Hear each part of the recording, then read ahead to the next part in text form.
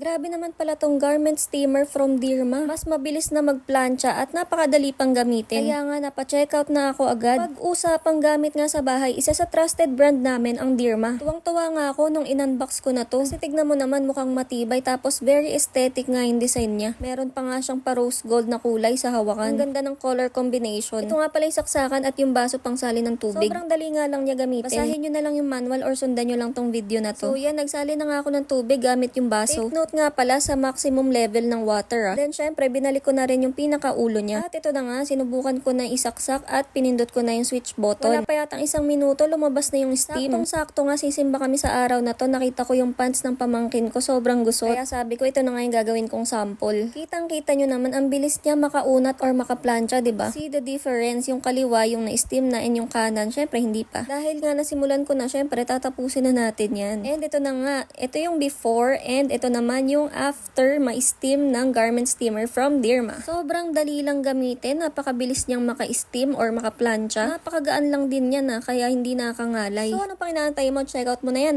Okay, bye!